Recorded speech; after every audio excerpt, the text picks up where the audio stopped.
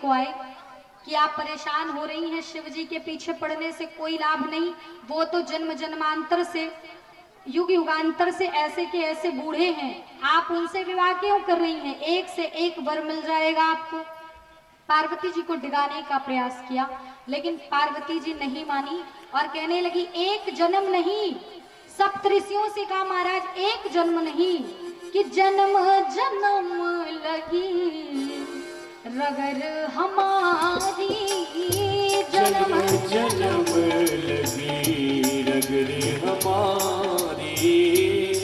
मैया ने कहा एक जन्म नहीं, आप लोग यहाँ से जाइए, हम समझने वाले नहीं हैं, एक जन्म नहीं, जन्म जन्मांतर युग युगांतर जब भी मैं पैदा होंगी, जब भी विवाह करने की इच्छा जागृत होगी ना, तो किससे करूंगी कि बरहो शंभुनत रहो कुमारी, बरहो शंभुनत रहो कुमारी, जन्म जन्म लगी रगर हमारी। समझाया है, लेकिन पार्वती जी जब नहीं मानी तब समझ गए सप्तऋषि और तब आशीर्वाद दिया जैसी आपकी इच्छा, और तब सप्तऋषि वापस चले गए हैं। उधर भगवान शिव ने भी कई परीक्षाएं ली, पार्वती जी उस परीक्षा में सफल हुई। अब भगवान विष्णु के यहाँ देवता गए, तारक नाम का एक राक्षस पैदा हुआ है, उसी समय देवताओं को परेशान करता, और उसने वचन लिया है, वरदान लिया है कि शंकर जी के अंश से जो बालक पैदा होगा वही मेरा वध करेगा। तो अब सब लोग परेशान, शंकर जी का बेटा कब होगा, जब विवाह होगा, अभी विवाह ही नहीं हुआ। तो देवता बड़े स्वार्थी हैं, पहुंच गए नारायण के पास। भगवान नारायण ने उपक्रम बनाया, शंकर जी के यहाँ प्रकट हुए कैलाश पर।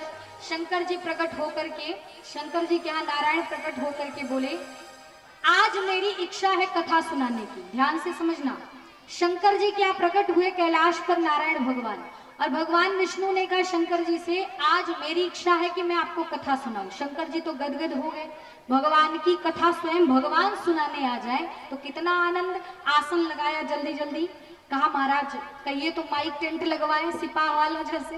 कहा नहीं नहीं ऐसे ही सुनाएंगे, श्रोता आप अकेले ही हो ना, तो मैं सुनाना चाहता हूँ आज कथा, मेरा मन है आज कथा सुनाने की, राम कथा सुनाऊंगा। शंकर जी ने कहा बड़ी सुंदर बात है, आप कथा सुनाइए। श्रोता बन के हाथ जोड़ के बैठ गए शंकर जी। अब भगवान विष्णु ने कथा प्रारंभ किया, मंगलाचरण किया, और मंगलाचरण के बाद कथा सुनाई कि एक नगर है, उस नगर के राजा है हिमांचल राज, उनकी बेटी का नाम है पार्वती। अब भगवान शंकर जी ने जल्दी जल्दी आरती की थाली तैयार करी, कहा ऐसा है कथा बंद करो, आरती। बोले क्यों आरती क्यों, अभी तो कथा प्रारंभ हुई है। शंकर जी ने कहा मैंने तो सोचा था राम कथा सुनाएंगे, यहाँ आकर के पता नहीं किस राजा के बेटा बेटी की कहानी सुना रहे, यही कथा सुननी थी, हमको नहीं पसंद आई, आरती करो। भगवान विष्णु ने कहा पूरी कथा तो सुन लो, कथा बीच में अधूरी नहीं छोड़ के जानी चाहिए, सुन लो पूरी कथा। शंकर जी ने कहा मुझे नहीं सुनना, जब कथा ही नहीं अच्छी लगी तो मैं सुनूं क्यों, मुझे राजा रानी की बेटी बेटा की कहानी में कोई रुचि नहीं है, अब आरती करो। भगवान विष्णु खड़े हो गए, बोले अच्छा ठीक है, कथा नहीं सुननी तो दक्षिणा तो दे दो मेरी। शंकर जी ने कहा ये देख लो काहे की दक्षिणा, जब कथा ही नहीं अच्छी लगी, कथा जब जमी होती तो मैं दक्षिणा भी देता, जब कथा हमें जमी नहीं तो हम काहे दक्षिणा दे। अब आप जाइए हम आरती कर ले। भगवान विष्णु ने कहा दक्षिणा तो देना पड़ेगा, कि अब विनती मम सुनो शिव जो मो पर निज नेह। काहे शंकर जी दक्षिणा देना पड़ेगा। बोले कौन सी दक्षिणा, अच्छा जल्दी मांगो। का पैसा वाला नहीं, दक्षिणा में ये दे दो कि जाई विवाह शैल जही यह प्रभु मांगहु देहु। आप दक्षिणा में, दक्षिणा के बदले जाकर के पार्वती जी से विवाह करिए। अब जाकर के शंकर जी ने सोचा वचन दे दिया तो करना ही पड़ेगा। शंकर जी तैयार हुए कि चलो ठीक है आपकी आज्ञा है तो अवश्य मानूंगा। अब इधर विवाह की तैयारी होने लगी, विवाह में चलना है ना, तो शंकर जी को अब दूल्हा बनाना है। जल्दी जल्दी में हम लोग पहुंच गए। इधर पार्वती जी भी अपने घर गई हैं और हिमांचल राज जाकर के लगन पत्रिका बृहस्पति जी महाराज से कहे जल्दी से आप जाकर के लगन पत्रिका दिखवा लो। तो बृहस्पति जी ने कल का विवाह रखा था, शंकर जी का कल का दिन रखा था। तो एक देवता दौड़ करके कोई आए और कहा कि बृहस्पति जी, गुरु जी, ये बताइए विवाह कब है शंकर जी का? बोले कल का लगन है। कहा कल का नहीं, आज ही करो, आज शाम का लगन डालो। बोले क्यों? कहा इसलिए कि शंकर जी का कब मन बदल जाए कोई भरोसा नहीं, कब समाधि में चले जाए, और 1-2 महीना नहीं, हजार साल तक समाधि में रहते। इसलिए भैया आज कल का हम रिस्क नहीं लेंगे, आज ही विवाह हो, जल्दी से हो। देवताओं को विवाह से नहीं मतलब ये है कि जल्दी शादी हो, जल्दी बेटा हो, राक्षस का वध हो, हम लोग आराम से रहें, स्वार्थी है ना। तो अब बृहस्पति जी से कहा जल्दी करो। बृहस्पति जी ने फिर से लगन विचार करके आज ही का रख दिया, आज शाम को विवाह। बोले कब का चेता, कब का विवाह, कब का लगन? बोले आज ही विवाह है। अब तो देवताओं में उथल पुथल मच गई, सब लोग अपने अपने गाड़ियों को सिपाह वर्कशॉप में भेज दिए सफाई करने के लिए, कपड़ा दे दिया प्रेस करने को, साफ करने को, सब तैयार हो गए। भैया दूल्हा को कोई नहीं पूछ रहा है, सब अपने ही तैयार है। इसलिए सोच रहे थे कि आगे आगे चल के पनीर खा लेंगे, नहीं तो बचेगा कि नहीं बचेगा। शंकर जी जाएंगे तो भैया भोजन भी नहीं बचेगा, क्योंकि साथ में तो गड़ जाएंगे ना, तो पहले ही चलो।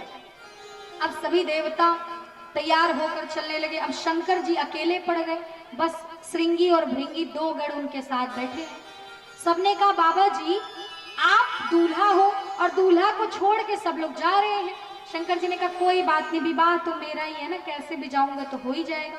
श्रृंगी भृंगी ने कहा नहीं नहीं बाबा, हम लोग बिना तैयार किए आपको नहीं ले जाएंगे, हम लोग स्वयं तैयार करेंगे, जाने दीजिए, छोड़िए अगर कोई नहीं पूछ रहा तो कहा कैसे तैयार करोगे? तो मणिकर्णिका घाट पर बनारस गए श्रृंगी भृंगी दौड़ करके, और वहां से जलती जलती जो ताजा ताजा लाश की जो राख हुई थी ना, अभी गरम गरम बोरे में ठूस ठूस के भरे हैं और लेकर आए। बोले महाराज पाउडर आ गया। बोले कहाँ, किस दुकान से? सिपाह में किसी मार्केट में मिल गया क्या? कहा नहीं नहीं, मणिकर्णिका से सीधे खरीद के ले आ रहे हैं। और ताजा ताजा लाश जो जली थी, शव जो जला था, उसकी राख भस्म को, विभूति को शंकर जी को नख से सिख तक पूरा पोत दिया। एक तो काले ऊपर से और काले हो गए, खूब काले हो गए, पूरा पाउडर लगा दिया उसी का, अंगराज लगा दिया। और उसके बाद जटाओं को एक जगह बांधा, और बांधने के बाद एक फण वाला सर्प लेकर के, जिनके 1000 फण है, उनको ले आकर के मोर बना दिया।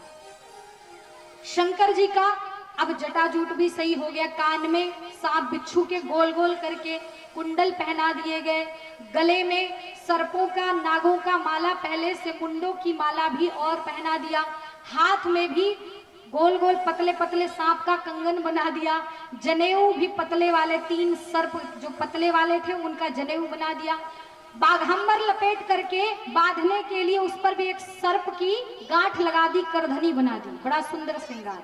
गोस्वामी जी कहते हैं कि शिव ही शंभुगन करही सिंगार, शिव ही शंभुगन करहि श्रृंगारा, जटा मुकुट अहि मोर समाजा, जटा मुकुट अहि मोर सवारा, कुंडल कंकन पहिरे प्याला, कुंडल कंकण पहिरे प्याला, तन विभूति पग के हज छाला, तन विभूति पटे की है छाला, कर त्रिशूल अरुणम रूपिराजा, कर त्रिशूल डमरू बिराजा, चले कसह चढ़वा जही बाजा, चले बस सर्वा जय बाजा, श्री राम जय राम जय जय राम, जय सिया राम जय सिया राम। शिव जी का श्रृंगार बड़ा सात्विक हुआ, गले में सर्पों की माला। और एक बड़ी अच्छी बात है, शंकर जी के मंदिर में जाने पर ना ज्यादा परेशान नहीं होंगे आप, पता है क्यों?